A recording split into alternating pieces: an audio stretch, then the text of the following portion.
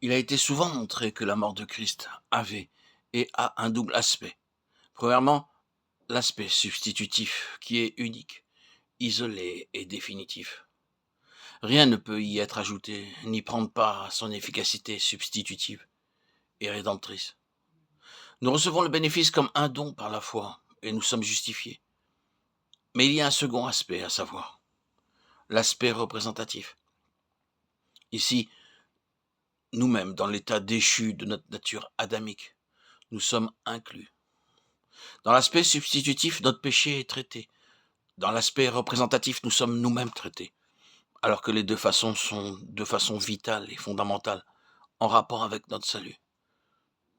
Dieu nous montrera l'importance du second lorsque nous viendrons à désirer vivre la vie de Christ et accomplir son dessein. L'Ancien Testament met souvent l'accent en type et en enseignement sur ce second aspect. Abraham dut être séparé de son pays, le monde, de sa famille, les relations naturelles, et de la maison de son père, le vieil homme. Ainsi qu'un écrivain l'a fait remarquer, sa vie entière fut une application constante du principe de mort sur les nombreuses phases de l'homme naturel. Il fit les premiers pas quand il sortit du pays des Chaldéens, mais sa marche fut arrêtée à Haran jusqu'à la mort de son père.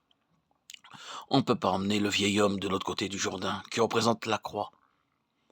La vieille vie ne peut pas passer les frontières des lieux célestes. Cet écrivain attire l'attention sur la signification des multiples relations et incidents de nature charnelle dans la vie d'Abraham, et des ennuis de l'arrêt et de la tragédie qu'ils générèrent, et comment plus tard ces relations durent être arrêtées et abandonnées. Parmi elles, il y avait l'Égypte, le domaine des sens, la tentative pour trouver force spirituelle pour ce qui est tangible, apparent et actuel. Lot, la pensée naturelle intègre. Le neveu, la pensée spirituelle et la pensée naturelle semblent si unies au début qu'il est difficile de les distinguer.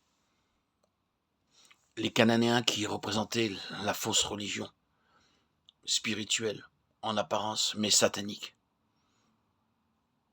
qui visaient des rites extérieurs accompagnés de signes et de prodiges, mais tout cela était démoniaque.